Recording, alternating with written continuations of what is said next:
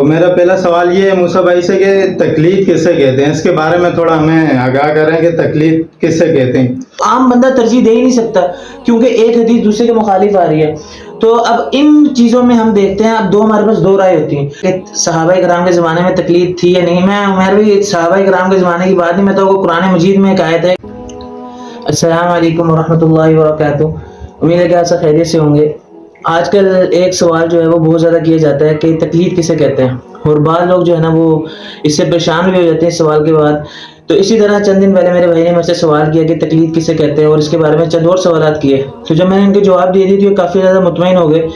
تو پھر انہوں نے مجھے کہا کہ موسیٰ بھائی ان کے یہی سوالات ہم سے ہوتے ہیں، اور اگر آپ اس کو کیمرے میں آگے بیان کر دیں اور ذکر کر دیں تو اس سے جو ہے نا کافی لوگوں کو فائدہ ہو جائے گا اور اس سے پریشان نہیں ہوں گے۔ تو آج وہی سوال جو انہوں نے مجھ سے گزشتہ دن پہلے کیے تھے آج مجھ سے دوبارہ کریں گے۔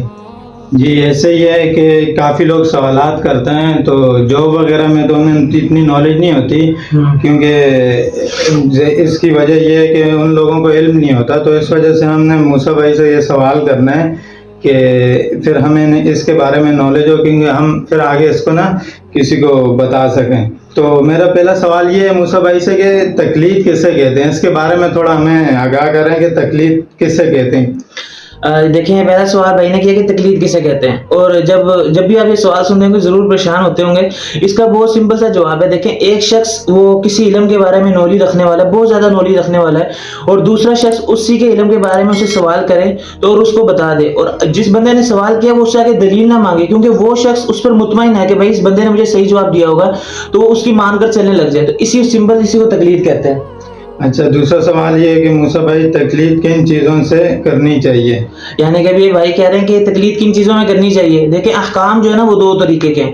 ایک وہ احکام جو کہ بالکل واضح ہیں، یعنی کہ اللہ نے کہہ دیا کہ اقیموا الصلاۃ وآتوا الزکاۃ اور شہر رمضان الذی، ان میں تقلید کرنے کی ضرورت ہی نہیں ہے۔ یہ تو ہر عام آدمی سمجھتا ہے کہ مجھے نماز پڑھنی چاہیے، روزہ رکھنا چاہیے، زکوٰۃ ادا کرنا چاہیے، لیکن تقلید میرے بھائی ان مسائل میں کی جاتی ہے کہ جہاں پر تھوڑی سی تفسیر کی ضرورت ہو۔ دیکھیں ایک حدیث کا مفہوم یہ ہے کہ ہر شخص کے لیے نماز میں فاتح پڑھنا ضروری ہے، اور دوسری ایک حدیث کے مد مقابل میں یہ ہے کہ جس نے امام کے پیچھے نماز پڑھی تو امام کی قرات اس کے لیے کافی ہوگی۔ اب اگر میں آپ سے یہ سوال کروں کہ آپ کون سی حدیث کو ترجیح دیں گے، تو عام بندہ ترجیح دے ہی نہیں سکتا کیونکہ ایک حدیث دوسرے کے مخالف آ رہی ہے۔ تو اب ان چیزوں میں ہم دیکھتے ہیں، اب ہمارے پاس دو رائے ہوتی ہیں، یا کہ ہم ان حدیثوں میں خود فیصلہ کریں کہ ہم کس پر عمل کریں کس پر نہیں کریں، یا ہم ان حدیث میں ان لوگوں پر عمل کریں جو اللہ کے نبی کے زمانے کے قریب رہ کر گزر گئے، اور وہ ہمارے تقوی سے اور ہماری پرہیزگاری سے اور ہماری ہر چیز میں، ہماری ایمانیات میں، عبادات میں ہمارے سے 100% آگے، اور ان پر کتابیں بھی لکھی جا چکی ہیں۔ تو ہم اسی کو تقلید کہتے ہیں کہ بھائی ہم ان کی بات کو مان کر چلتے ہیں، اپنی رائے سے زیادہ ان کی رائے کو ترجیح دیتے ہیں۔ اچھا موسیٰ بھائی ایک اور سوال ہے کہ آیا کہ صحابہ کرام نے تقلید کی ہے، اس زمانے میں تقلید تھی؟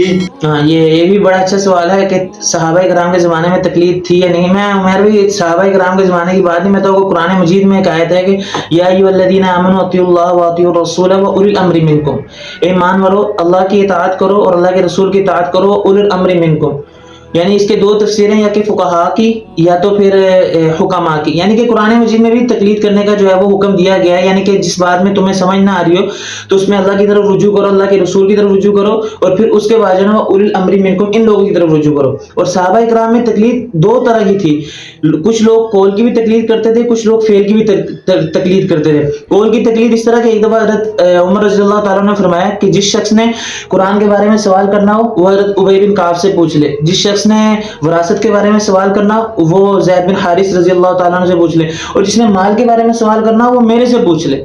دیکھیں اب یہ پوچھنے کا کیا مطلب ہے، یعنی کہ ان کی بات پر اعتماد کر لے، اور یہ جو لوگ ہیں یہ جھوٹ نہیں بولتے، یہ بلکہ سچ اور دین کو صحیح طرح سمجھنے والے ہیں۔ اور اس کے بعد یہ تو قول کی آپ تقلید کی بات کر رہے ہیں، صحابہ کے فعل کی بھی تقلید کی جاتی تھی۔ حضرت شعیب یہ پتہ نہیں مصعب رضی اللہ تعالیٰ عنہ فرماتے ہیں کہ میرے والد نماز میں اختصار کرتے تھے مسجد میں، گھر میں زیادہ پڑھتے تھے، لمبی پڑھتے تھے۔ تو میں نے ان سے پوچھا کہ دیکھیں آپ اس طرح کیوں کرتے ہیں، تو انہوں نے بڑا پیارا جواب دیا، انہوں نے کہا بیٹا ہم لوگوں کے امام ہیں، ہمیں دیکھ کر لوگ جو ہے نا ہمارے نقش قدم پر چلتے ہیں، تو لہٰذا اگر ہم مسجد میں نماز کو لمبی کر دیں تو لوگ بھی لمبی کر دیں گے، اور وہ جو ہے نا پھر مشقت میں پڑ جائیں گے۔ اس وجہ سے میں لمبی نماز نہیں پڑھتا مسجد میں، اور لمبی نماز میں آگے گھر میں پڑھتا ہوں۔ بہت شکریہ موسیٰ بھائی، آپ نے ان سوالوں کے اچھے جواب دیے، اور مجھے نہیں لگتا کہ آپ کے ان جوابات کے بعد کوئی مجھ سے یہ سوال کرے اور میں انہیں سمجھا نہیں سکوں اور بتا نہیں سکوں۔ جی بالکل، بہت بہت شکریہ آپ کا جو آپ نے سوال کیے، اور یقین کیجیے جب آپ سوال کرتے ہیں تو ہمیں بھی جو ہے نا وہ کتابیں کھولنے کا موقع ملتا ہے۔ تو امید کرتا ہوں کہ آپ کو یہ ہماری ویڈیو جو ہے نا وہ سوال جو آپ پر جو ہے نا وہ پسند آئی ہوگی۔ انشاءاللہ ایسی ویڈیو لے کے آپ کی خدمت میں حاضر ہوتے رہیں گے۔ اگلی ویڈیو تک کے لیے میں اجازت دیجیے اور اپنی دعا میں یاد رکھیے گا۔ اللہ حافظ۔